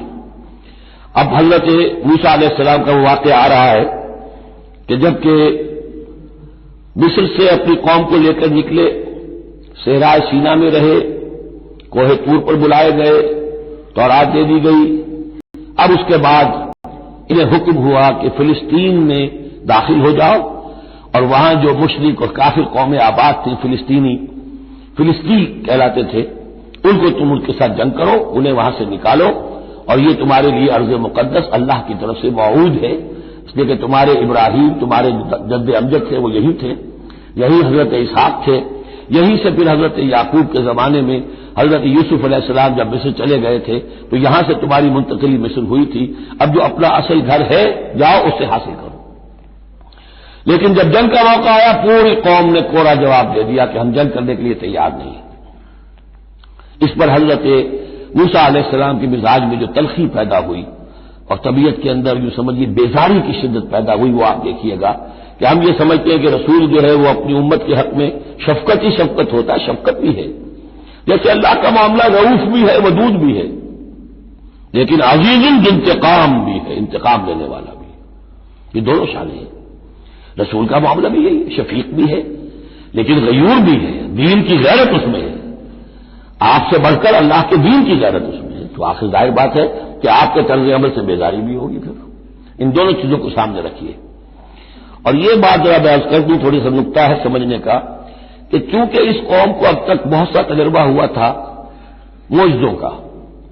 پیاس لگی، ہم سورہ بقرہ میں پڑھ آئے ہیں، ایک ضرب لگی چٹان پر 12 چشمے پھوٹ گئے، کوئی محنت تو کرنی بھی پڑی. بھوک لگی، من و سلوا نازل ہو گیا. دھوپ لگی، ابر کا سائبان ساتھ ساتھ چل رہا ہے. سمندر راستے میں آیا، پھٹا، اس نے راستہ دے دیا. تو اس سے یہ بھی کہا جا سکتا ہے کہ اس لاڈ پیار کی وجہ سے بگڑ گئے تھے. اور یہی حکمت ہے کہ حضور کی پوری زندگی میں آپ کو اس طرح کا کوئی معجزہ نظر نہیں آتا. مسلمانوں، جو کرنا ہے اپنی جان دے کر، ایثار سے، قربانی سے، محنت سے، مشقت سے، بھوک جھیل کر، فاقے برداشت کر کے کرو. یہ بہت اہم نقطہ ہے، سمجھ لیجیے. یہ عادی ہو گئے تھے. وَإِذْ قَالَ مُوسَىٰ لِقَوْمِهِ يَا قَوْمِ اذْكُرُوا نِعْمَةَ اللَّهِ عَلَيْكُمْ إِذْ جَعَلَ فِيكُمْ أَنبِيَاءَ وَجَعَلَكُمْ مُلُوكًا. اور یاد کرو جب کہ موسیٰ نے کہا اپنی قوم سے، میری قوم کے لوگوں، اور تورات سے معلوم ہوتا ہے بک آف ایکسوڈس جو ہے 6 لاکھ کی نفری تھی ان کی جب یہ نکلے ہیں مصر سے. اب ان میں بوڑھے بھی، بچے بھی اور عورتیں بھی، ان کو نکال دیجئے تو کم سے کم 1 لاکھ تو ہوں گے کہ جو ایسے لوگ ہوں کہ جو جنگ کی صلاحیت رکھتے ہوں. اور نیچے جائیے برسبیل تنزل تو 50,000 تو ہوں گے. لیکن ان کا حال کیا ہوا وہ دیکھ لیجیے. یا قوم اذکروا نعمت اللہ علیکم، میری قوم کے لوگوں، اللہ کے اس انعام کا احساس کرو جو تم پر ہوا ہے. اذ جعل فیکم انبیاء، جبکہ تمہارے اندر اس نے نبی اٹھائے. یعنی خود میں نبی ہوں، میرے بھائی ہارون نبی ہیں، حضرت یوسف نبی تھے جو آئے تھے. وجعلکم ملوکا، اور تمہیں بادشاہ بنایا ہے. بادشاہ بنایا ہے تو ظاہر بات ہے اس وقت تک اگرچہ ان کی بادشاہت تو قائم نہیں ہوئی تھی، ہو سکتا ہے یہ پیشین گوئی ہو کہ جو بتائی جا رہی ہو کہ آئندہ تمہیں اللہ تعالیٰ زمین کی سلطنت بھی اور خلافت بھی دینے والا ہے، جیسے کہ حضرت داؤد اور حضرت سلیمان کے زمانے میں ہوئی. ایک رائے یہ بھی ہے کہ چونکہ حضرت یوسف کے زمانے میں انہیں بڑا اقتدار حاصل ہو گیا تھا. بادشاہ تو نہیں تھے، لیکن یہ کہ واقعتاً بادشاہوں کے بھی، جن کو کہتے ہیں کہ پیرزادے ہونے کے اعتبار سے بادشاہوں کے بھی مخدوم تھے اور ممدوح تھے، تو شاید اس کی طرف اشارہ ہو. وَآتَاكُم مَّا لَمْ يُؤْتِ أَحَدًا مِّنَ الْعَالَمِينَ، اور تمہیں وہ ساری چیزیں دی جو پوری دنیا میں تمام جہان والوں میں کسی کو نہیں دی. یا قوم ادخلوا الارض المقدسۃ التي كتب اللہ لكم، اے میری قوم کے لوگوں اب داخل ہو جاؤ اس ارض مقدس میں، اس فلسطین میں جو اللہ نے تمہارے لیے لکھ دی ہے. اللہ کا فیصلہ ہے، تمہیں ملے گی. ولا ترتدوا على ادباركم، اور اب اپنی پیٹھوں کے بل واپس نہ پھرنا. فتنقلبوا خاسرین، اگر ایسا کرو گے تو خسارے میں رہو گے. قالوا یا موسیٰ ان فیہا قوما جبارین، انہوں نے کہا موسیٰ ہم فلسطین میں داخل ہو جائیں، اس میں تو بڑی جابر قوم ہے، بڑی طاقتور قوم ہے، قداور لوگ ہیں، لئیم ہے، جسیم ہے. ان فیہا قوما جبارین وانا لن ندخلها حتى يخرجوا منها، ہم اس زمین میں داخل نہیں ہوں گے، اپنے قدم نہیں بڑھائیں گے جب تک کہ وہ وہاں سے نکل نہ جائے. وَإِن يَخْرُجُوا مِنْهَا فَإِنَّا دَاخِلُونَ، وہ نکل جائیں پھر ہم داخل ہو جائیں گے. قال رجلان من الذين يخافون، کہا 2 اشخاص نے کہ جو خوف رکھتے تھے اللہ کا بھی، انعم اللہ علیہما، اللہ نے بھی ان پر انعام کیا تھا. یہ 2 شاگرد تھے جو قریبی صحابی یا حواری تھے حضرت موسیٰ کے. یوشع ابن نون تو وہ ہے کہ جو پھر ان کے بعد جانشین بھی ہوئے، اور گمان غالب یہی ہے کہ وہ نبی بھی تھے. اور دوسرے تھے کالب بن یفنہ. تو ان دونوں نے اپنے قوم کے لوگوں کو سمجھانا چاہا. قال رجلان من الذين يخافون انعم اللہ علیہما ادخلوا علیہم الباب، ہمت کرو دروازے میں ایک دفعہ گھسو تو صحیح. فَإِذَا دَخَلْتُمُوهُ فَإِنَّكُمْ غَالِبُونَ، جب تم داخل ہو جاؤ گے تو غلبہ تمہیں مل جائے گا. وَعَلَى اللَّهِ فَتَوَكَّلُوا، اللہ پر توکل کرو، إِن كُنتُم مُؤْمِنِينَ، اگر تم مومن ہو. قَالُوا يَا مُوسَىٰ إِنَّا لَن نَّدْخُلَهَا أَبَدًا، انہوں نے کہا موسیٰ ہم تو کبھی بھی، یہ ترجمہ کبھی بھی اصل میں کیا گیا ہے اس مصحف میں بھی، لیکن یہ گرامر کے اندر عربی محاورے میں ابدا، ہرگز ہرگز، ہم ہرگز ہرگز داخل نہیں ہوں گے. یا موسیٰ لن ندخلها ابدا، ہم ہرگز داخل نہیں ہوں گے ما داموا فیہا، جب تک کہ وہ اس میں موجود ہے. فَاذْهَبْ أَنْتَ وَرَبُّكَ، جاؤ تم اور تمہارا رب. اور یہ میری طرف سے اضافہ کر لیجئے، ساتھ اپنی لٹھیاں بھی لے جاؤ. یہ تمہارا عصا جو ہے اتنے بڑے بڑے کارنامے دکھائے ہیں، یہ بھی ساتھ لے جاؤ. فَاذْهَبْ أَنْتَ وَرَبُّكَ فَقَاتِلَا، اور جا کے قتال کرو. إِنَّا هَاهُنَا قَاعِدُونَ، ہم تو یہاں بیٹھے ہیں، زمین جنبت نہ جنبت گم محمد، ہم تو یہاں ٹکے ہوئے، ہم نہیں ہلیں گے۔ قال رب، اب دیکھیے بیزاری، وہی حضرت موسیٰ سورہ قصص میں آپ واقعہ پڑھیں گے کہ ایک قبطی جو تھا وہ مار رہا تھا ایک اسرائیلی کو، تو اس کی طرف سے پھر مدافعت کرتے ہوئے حضرت موسیٰ نے ایک مکہ رسید کیا اور اس قبطی کی جان نکال دی۔ فوقذہ موسیٰ فقضى علیہ، اس وقت کتنی محبت اپنی قوم سے، اور اب کیا حال ہے؟ قال رب انی لا املک الا نفسی واخی، انہوں نے عرض کیا پروردگار مجھے تو اختیار نہیں ہے سوائے اپنی جان کے اور اپنے بھائی ہارون کی جان کے، ففرق بیننا، باقی یہ پوری قوم انکار کر رہی ہے تو اب تفریق کر دے، علیحدہ کر دے، جدائی ڈال دے ہمارے مابین، وبین القوم الفاسقین، اور ان ناہنجار لوگوں کے درمیان، میں اب ان کے ساتھ رہنا نہیں چاہتا۔ آج کی اصطلاح میں ہم کہہ سکتے ہیں میرا استعفیٰ قبول فرما لے، کہ میں اب ان کے ساتھ نہیں رہنا چاہتا، ان کی ناہنجاری، جو کچھ انہوں نے دیکھا ہے، میرے ہاتھوں سے جو معجزے دیکھے ہیں، میرے اور ان کے درمیان اب تفرقہ پیدا کر دے۔ اللہ نے یہ درخواست قبول نہیں کی، لیکن یہ کہ تذکرہ بھی نہیں کیا۔ قال فإنها محرمة عليهم 40 سنة، نہیں، ہم جو سزا انہیں دے رہے ہیں وہ یہ ہے کہ اب یہ ارض مقدس، اگر یہ بزدلی نہ دکھاتے ابھی ہم انہیں دے دیتے، اب انہوں نے بزدلی دکھائی ہے تو اب یہ ان پر حرام رہے گی 40 برس تک۔ یتیہون فی الارض، اسی صحرا میں، اسی صحرائے سینا میں، سینائی پیننسولا، یہ بھٹکتے پھریں گے۔ فلا تأس علی القوم الفاسقین، تو اب آپ اس فاسق لوگوں کے بارے میں اب آپ افسوس نہ کریں، اپنے دل کے اندر رنج نہ لیں جو کچھ ان پر بیتے گی، لیکن بہرحال آپ ان کی طرف رسول بنا کر بھیجے گئے ہیں، جب تک زندگی ہے آپ کو ان کے ساتھ رہنا ہے۔ یاد کر لیجئے کہ جو حضرت موسیٰ نے کہا انی لا املک الا نفسی واخی، حضور سے کیا کہا گیا تھا سورہ نساء میں؟ فقاتل فی سبیل اللہ لا تکلف الا نفسک وحرض المؤمنین، اے نبی آپ اللہ کی راہ میں قتال کیجئے، آپ پر ذمہ داری نہیں ہے سوائے اس کے کہ آپ کی اپنی جان ہے، اور آپ اہل ایمان کی جتنی تحریض، ترغیب، تشویق، جتنے ان کے ایمان کے جذبات کو اپیل کرنا ممکن ہے کیجیے بس۔ وَاتْلُ عَلَيْهِمْ نَبَأَ ابْنِ آدَمَ بِالْحَقِّ، اب یہ معاملہ ہو رہا ہے قتل ناحق کے سلسلے میں، ملک میں فساد مچانے کے سلسلے میں، چوری ڈاکے کے سلسلے میں، کیا ان کی اہمیت ہے، کیا اس کے پھر سزائیں ہیں۔ وَاتْلُ عَلَيْهِمْ نَبَأَ ابْنِ آدَمَ بِالْحَقِّ، اور اے نبی ان کو پڑھ کر سنائیے آدم کے 2 بیٹوں کی کہانی یا قصہ حق کے ساتھ، اِسْتَرَّبَا قُرْبَانًا، جبکہ ان دونوں نے قربانی پیش کی، ایک حابیل قابیل، اور ایک ان میں سے گنریے کا کام کرتے تھے، بھیڑیں بکریاں چراتے تھے، ایک کاشتکار تھے، تو دونوں نے کچھ اپنی جنس لے کر آئے اور دوسرے جو ہے وہ کچھ اپنے کوئی جانور لے کر آئے، اللہ کے لیے نذر کے طور پر پیش کیا۔ فَتُقُبِّلَ مِنْ أَحَدِهِمَا وَلَمْ يُتَقَبَّلْ مِنَ الْآخَرِ، تو ان میں سے ایک کی بھی جو قربانی تھی قبول کر لی گئی ہے، دوسری کی قبول نہیں کی گئی۔ یہ کیسے معلوم ہوا؟ یہ میں بتا چکا ہوں آپ کو کہ اس وقت کا معاملہ یہ تھا کہ قربانی کی قبولیت کی علامت یہ ہوتی تھی کہ آسمان سے ایک شعلہ سا نیچے اترتا تھا اور وہ اس کو بھسم کر دیتا تھا، گویا کہ اللہ نے قبول فرما لی۔ قال لأقتلنک، اب جس کی یہ قبول نہیں ہوئی تھی اس نے کہا اپنے بھائی سے جس کی قبول ہو گئی تھی، حسد کی آگ میں جل کر میں تمہیں قتل کر دوں گا۔ قال انما يتقبل اللہ من المتقین، انہوں نے کہا بھائی جان اس میں میرا کیا قصور ہے، یہ تو اللہ تعالیٰ کا قاعدہ ہے، قانون ہے، وہ صرف متقیوں ہی سے قبول کرتا ہے۔ لئن بسطت الی یدک لتقتلنی، اگر آپ اپنا ہاتھ بڑھائیں گے مجھ پر، چلائیں گے مجھے قتل کرنے کے لیے، ما انا بباسط یدی الیک لیقتلک، تو بھی میں اپنا ہاتھ نہیں چلاؤں گا، نہیں بڑھاؤں گا کہ آپ کو قتل کروں، یعنی ایک طرفہ قتل ہوگا آپ کا۔ انی اخاف اللہ رب العالمین، مجھے تو اللہ کا خوف ہے جو تمام جہانوں کا پروردگار ہے۔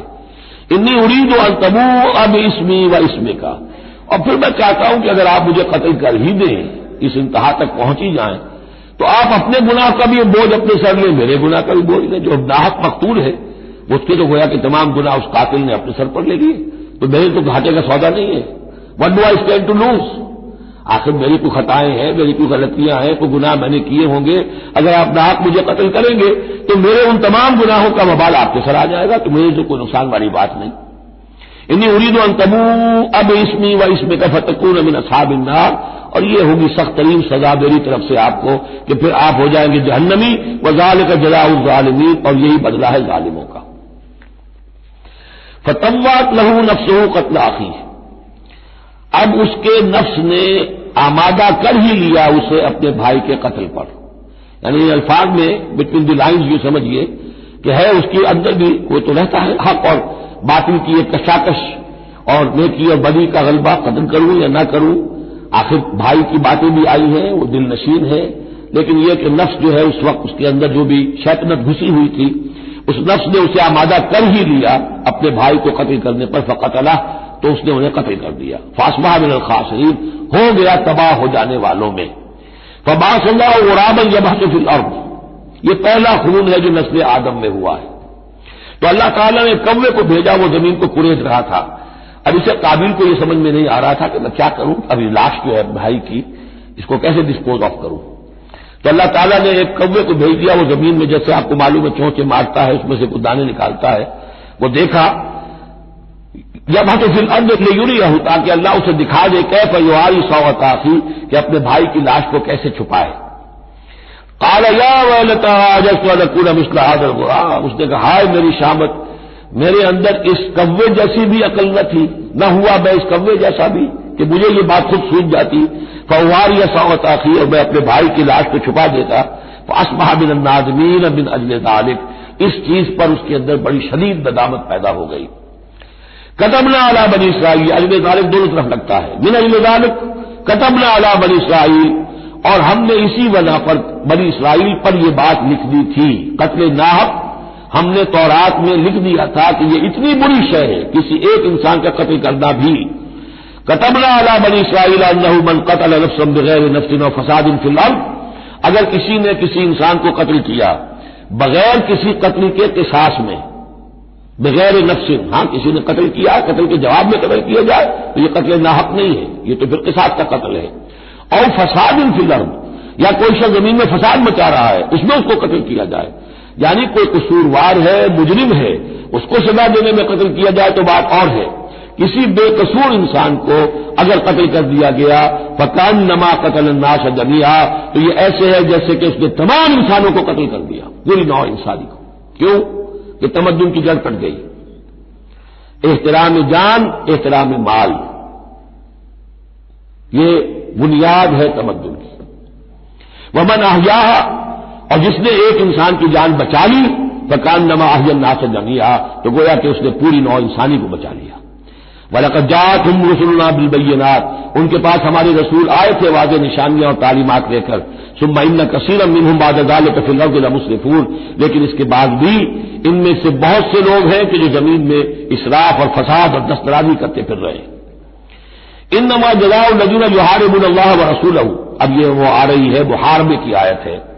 اگر اسلامی ریاست ہے اور اس میں کوئی گروہ ہے جو فتنہ و فساد مچا رہا ہے، کوئی دہشت گردی کر رہا ہے، خون ریزی کر رہا ہے، قتل و غارت کر رہا ہے، راہزنی کر رہا ہے، ڈاکے ڈال رہا ہے، گینگ ریپ ہو رہے ہیں، تو ان کی سزا کیا ہے؟ انما جزاء الذین یحاربون اللہ ورسولہ، لیکن یہ اسلامی ریاست کی ہے جس میں اسلامی قانون نافذ ہوں. اصل میں سزائیں بھی جو ہے وہ اسی معاشرے میں جس میں کہ باقی سارا اسلام کا نظام بھی قائم ہو. ورنہ نظام یہ ہو جھوٹی گواہیاں دینے والے موجود ہوں، ایمان فروش موجود ہوں، ججوں کو خریدا جا سکتا ہو، اور اس میں یہ سخت قوانین بنا دیے جائیں، تو پھر اس سے جو نتائج نکل رہے ہیں وہ بجائے یہ کہ شریعت کو کوئی نیک نامی ملے، شریعت بدنام ہوتی ہے الٹی. تو پورا نظام جیسا کہ میں نے کہا تھا کہ لا جو ہے قانون وہ سسٹم کو سبسرو کرتا ہے. سسٹم صحیح ہو اب وہ قانون صحیح جو ہے اسے سپورٹ کرے گا اور اسے برقرار رکھے گا، اس کی حفاظت کا ذمہ دار ہوگا. انما جزاء الذین یحاربون اللہ ورسولہ، یقیناً بدلہ ان لوگوں کا کہ جو محاربہ کرتے ہیں، چیلنج کرتے ہیں اللہ کو اور اس کے رسول کو، یعنی اسلامی ریاست کو. ویسعون فی الارض فسادا، اور زمین میں وہ فساد مچاتے پھرتے ہیں. ان یقتلوا، کہ انہیں قتل کیا جائے، بلکہ یقتلوا نہیں یقتلوا، ان کے ٹکڑے کیے جائیں، تقتیل، یقتلوا تقتیلا. اور یسلبوا، یا انہیں سولی چاہا جائے.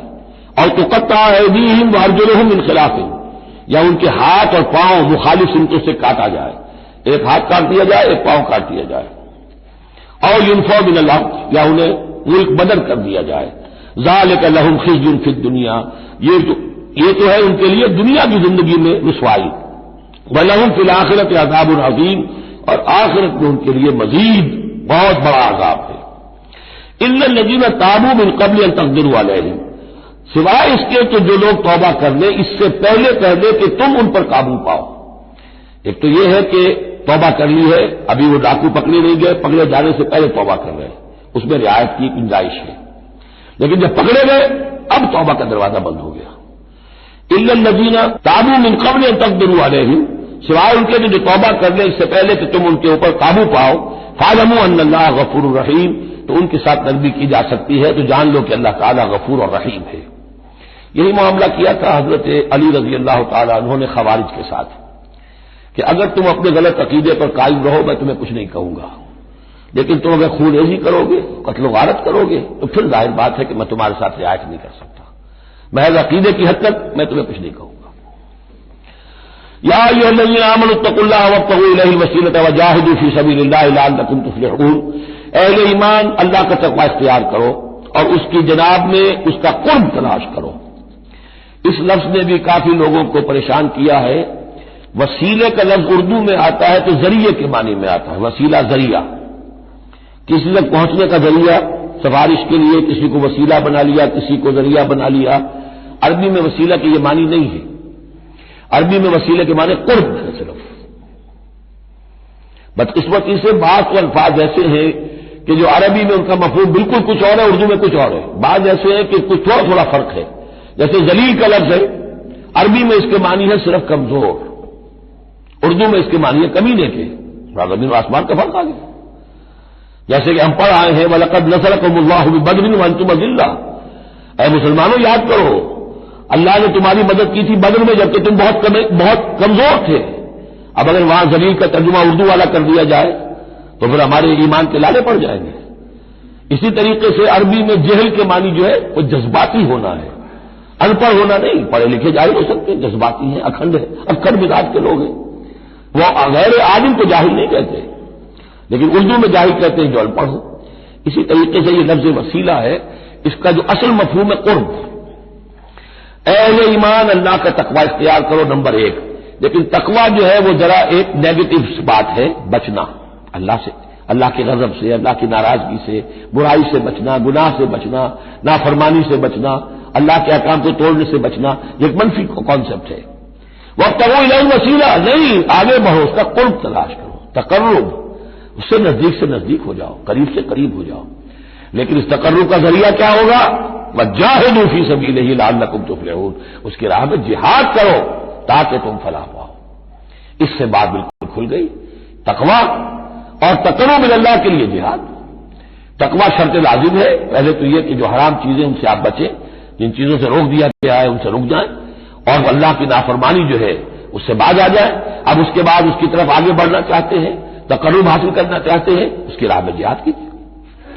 ان الذین کفروا لو ان لهم ما فی الارض جميعا ومثله معه، وہ لوگ جنہوں نے کفر کیا اگر ان کے پاس ہوتی وہ ساری دولت کی جو زمین میں ہے کل کی کل، اور اتنی ہی اور بھی ہوتی، لیفتدوا به من عذاب یوم القیامہ، کہ وہ اس کے ذریعے سے فدیہ دے کر چھوٹ سکے قیامت کے دن کے عذاب سے، ما تقبل منہم، تو ان سے ہرگز قبول نہیں کی جائے گی۔ یہ بھی تعلیق بالمحال ہے، نہ ایسا ہوگا نہ ممکن ہے، لیکن یہ کہ آخری درجے میں اس کو بیان کر دینا کہ اگر اتنی دولت بھی ہو تب بھی اللہ کے وہ فدیہ جو ہے قبول نہیں ہوگا۔ وَلَهُمْ عَذَابٌ أَلِيمٌ، اور ان کے لیے تو دردناک عذاب ہے۔ يُرِيدُونَ أَن يَخْرُجُوا مِنَ النَّارِ وَمَا هُمْ بِخَارِجِينَ مِنْهَا، وہ چاہیں گے کہ آگ سے کس طرح نکلے لیکن نکل نہیں پائیں گے۔ وَلَهُمْ عَذَابٌ مُقِيمٌ، اور ان کے لیے ہوگا قائم رہنے والا عذاب، مسلسل دائم اور قائم۔ وَالسَّارِقُ وَالسَّارِقَةُ فَاقْطَعُوا أَيْدِيَهُمَا، اور چوری خواہ مرد کرے خواہ چوری کرنے والی عورت ہو، ان دونوں کا ہاتھ کاٹ دو، ایک ایک ہاتھ، ایدیہما، ان کے ایک ایک ہاتھ کاٹ دو۔ جزاء بما کسبا، یہ بدلہ ہے ان کے کرتوت کا، نکالا من اللہ، اور یہ عبرتناک سزا ہے اللہ کی طرف سے۔ اب دیکھیے یہاں میں مثال دیتا ہوں آپ کو اہل قرآن کی حکمت اور ان کی سمجھداری کی۔ غلام احمد پرویز صاحب کہتے ہیں کہ یہ جو ہے کہ ہاتھ کاٹ دو چور کا، اس کا مطلب ہے ایسا نظام بنا دو کہ چوری کی ضرورت ہی نہ پڑے۔ اچھا یہ تو ہم بھی چاہتے ہیں کہ نظام ایسا ہو، کفالت عامہ ہو، کوئی شخص مجبوراً چوری نہ کرے، اس لیے کہ اس کی کفالت کے لیے اگر موجود ہے، وہ ریاست جو ہے اس کی تمام بنیادی ضروریات کی وہ انڈر رائٹ کر رہی ہے، تو اسے چوری کی ضرورت نہیں ہے۔ ہم بھی چاہیں گے کہ یہ بات ٹھیک ہے، لیکن یہ کہ اس کا مطلب یہ ہے، یہ غلط ہے۔ لیکن قرآن کس طرح اپنی حفاظت کرتا ہے؟ ایسے نظام کا قائم کرنا عبرت ہوگی، ایسا نظام کا قائم کرنا ان کے کرتوتوں کی سزا ہوگی۔ قرآن مجید پر اس قسم کا باطل جو ہے حملہ آور نہیں ہو سکتا۔ دو الفاظ، فقطعوا ایدیہما، ان کے ہاتھ کاٹ دو، جزاء بما کسبا، جو کمائی انہوں نے کی ہے اس کا بدلہ۔ اچھا، جو کمائی انہوں نے کی اس کا بدلہ یہ ہے کہ اچھا نظام قائم کرو۔ نکال کہتے ہیں کہ عبرتناک سزا، نکالم من اللہ، اللہ کی طرف سے عبرت کے لیے۔ اور یہ اسلام کے اندر جو تعزیرات ہیں اور حدود ہیں اور سزائیں ہیں، ان کے لیے لفظ نکال بہت اہم ہے۔ عبرتناک سزا، اگرچہ شہادت کا قانون بڑا سخت رکھا ہے، شبہ ہو تو ملزم کو چھوڑنے کی ہدایت ہے۔ جو آج بھی دنیا کے اندر جو اصول ہے کہ جو بھی ڈاؤٹ ہے اس کا فائدہ جو ہے، شک کا فائدہ وہ ملزم یا ملزم کو جائے گا، لیکن یہ ساری کے باوجود اگر ثابت ہو گیا ہے، اب سزا وہ دو کہ ایک کو سزا ملے اور لاکھوں کی آنکھیں کھل جائیں، تاکہ آئندہ سے پھر یہ جرم کرنے کی ہمت کسی میں نہ ہو۔ یہ جو ڈیٹرنس ہے، اس طرح کی سزائیں کہ جن سے برائی جو ہے اس کو استحصال معاشرے سے کیا جا سکے، یہی واحد ذریعہ ہے، ورنہ دنیا میں امریکہ جیسی کلچر سوسائٹی کے اندر بھی بہت ہینس کرائم موجود ہے، بڑا ہی گھناؤنا جرم موجود ہے، اس لیے کہ اس قسم کی سزائیں ہیں ہی نہیں۔ لوگ جرم کرتے ہیں، جیل میں رہے، عیش کیا، کچھ دیر کے بعد پھر آئے، پھر جرم کیا، پھر چلے گئے، باہر جا کے کیا کریں گے، وہاں تو سرکاری مہمان ہے۔ تو یہ سارا فلسفہ جو ہے جرم جو ہے ان کا وہ بڑھتا چلا جا رہا ہے۔ والسارق والسارقۃ فاقطعوا ایدیہما جزاء بما کسبا نکالا من اللہ واللہ عزیز الحکیم، اللہ زبردست ہے، حکمت والا۔ فمن تاب من بعد ظلمہ واصلح فإن اللہ یتوب علیہ، تو جس نے بھی توبہ کر لی اس کے بعد اپنے ظلم اور اپنے جرم کے پیچھے واصلہ اور اصلاح کر لی تو اللہ قبول کرتا ہے اس کی توبہ کو۔ ان اللہ غفور الرحیم، یقیناً اللہ غفور الرحیم ہے۔ لیکن جرم کی سزا دنیا میں ختم نہیں ہوگی۔ ایک جرم جو کیا ہے وہ جرم ہے دنیا کا، گناہ ہے اللہ کا۔ جرم کی سزا دنیا میں ملے گی، گناہ کی سزا اللہ نے دینی ہے، اس کو اللہ معاف فرما دے گا اگر توبہ کی ہے۔ اگر توبہ نہیں کی ہے تو پھر یہ کہ اس کی سزا بھی ملے گی۔ الم تعلم ان اللہ لہ ملک السماوات والارض، کیا تم جانتے نہیں کہ اللہ ہی کے لیے ہے آسمانوں اور زمین کی بادشاہی؟ یعذب من یشاء ویغفر لمن یشاء، وہ سزا دے گا جس کو چاہے گا اور بخش دے گا جسے چاہے گا۔ واللہ علی کل شیء قدیر، اللہ ہر چیز پر قادر ہے۔ یا ایھا الرسول لا یحزنک الذین یسارعون فی الکفر من الذین قالوا آمنا بافواہہم ولم تؤمن قلوبہم۔ یہ پھر ذکر آ رہا ہے، لیکن یہاں بھی گڑبڑ ہے معاملہ سورہ بقرہ کی طرح۔ منافقین پر بھی اتفاق ہوگا اس کا، اور اہل کتاب کے بھی وہ لوگ جو ان کے طرف کے منافق تھے، جن کا اعلان اسلام کی طرف بھی تھا، چاہتے بھی تھے کہ مسلمانوں میں شامل رہے، لیکن وہ اپنے ساتھیوں کو بھی چھوڑنے کو تیار نہیں تھے۔ تو یہ جو بیچ بیچ میں مذبذبین بین ذالک تھے، یہ دونوں طرف کے لوگ تھے۔ یا ایھا الرسول لا یحزنک الذین یسارعون فی الکفر، اے رسول صلی اللہ علیہ وسلم نہ غمگین ہو آپ ان لوگوں کی سرگرمیوں سے، بھاگ دوڑ سے کہ جو کفر کے ضمن میں بڑی سرگرمی دکھا رہے ہیں، من الذین قالوا آمنا بافواہہم، ان لوگوں میں سے جو اپنے منہ سے تو کہتے ہیں کہ ہم ایمان رکھتے ہیں، ولم تؤمن قلوبہم، اور ان کے دل ایمان نہیں لائے ہیں۔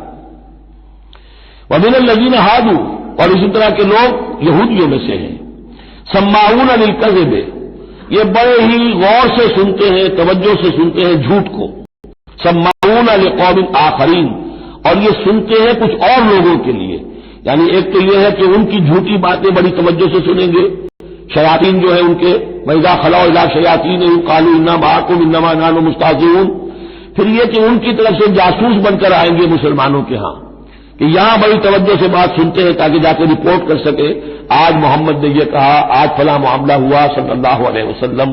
تو سماعون لقوم آخرین، اس کے دونوں ترجمے ہو سکتے ہیں کہ اس دوسری قوم کی باتوں کو بڑی توجہ سے سنتے ہیں، یا سنتے ہیں دوسری قوم کے لوگوں کے لیے، انہیں رپورٹ کرنے کے لیے، ان کے اسپائس کی حیثیت سے آ کر، لم یاتوک، جو آپ کے پاس نہیں آتے، یعنی ان کے جو گرو گھنٹال ہیں، ان کے جو لیڈر ہیں، ان کے جو شیاطین ہیں، وہ آپ کے پاس نہیں آتے۔ یہ جو بین بین کے لوگ ہیں در حقیقت وہ آتے ہیں جن کے ذریعے سے یہ سارا معاملہ جو ہے جاسوسی کا چل رہا ہے۔